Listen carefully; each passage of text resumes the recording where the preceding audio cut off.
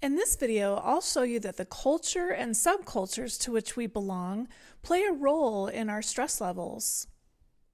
Last time we talked about the consequences of life-depleting emotions and the benefits of life-enhancing emotions.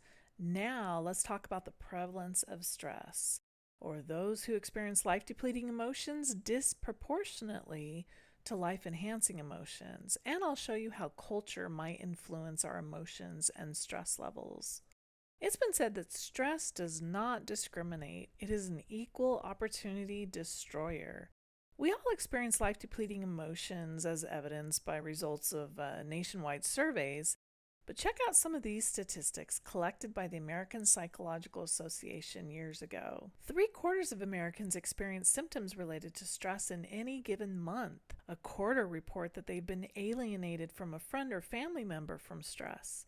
Just over half of Americans said that stress caused them to fight with people close to them. Half of Americans feel their stress has increased over the past 5 years. Half of Americans report lying awake at night due to stress.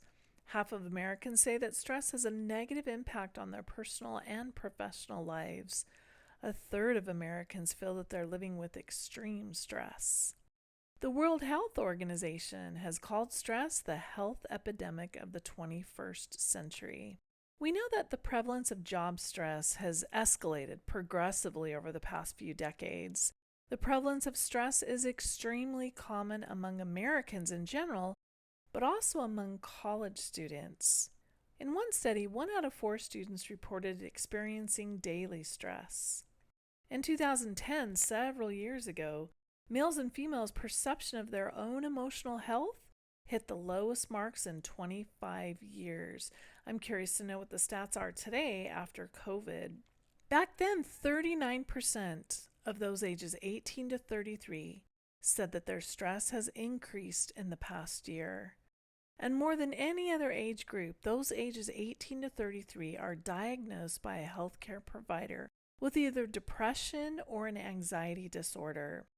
In one study, it was found that 1 in 10 college students report thoughts of suicide, which is no surprise because the second leading cause of death among college students is suicide.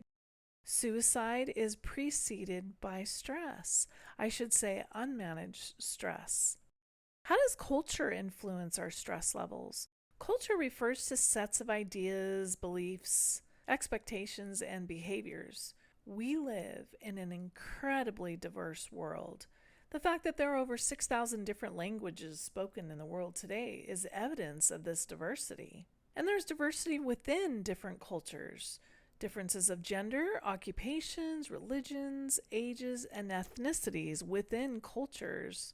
For example, specific and unique stressors are experienced by college students compared to those of the same age, gender, ethnicity, etc., who have never attended college.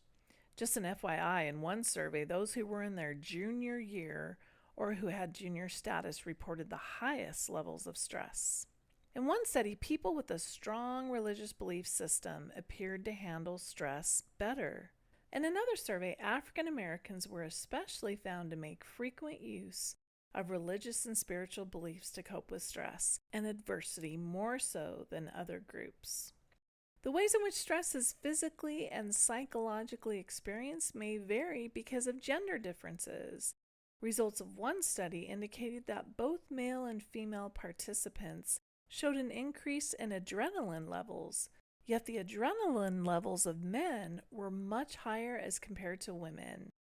Unmanaged stress continues to be an issue in our society, and culture definitely influences how we experience stress. Let's talk about how personality types influence our stress levels in my next video.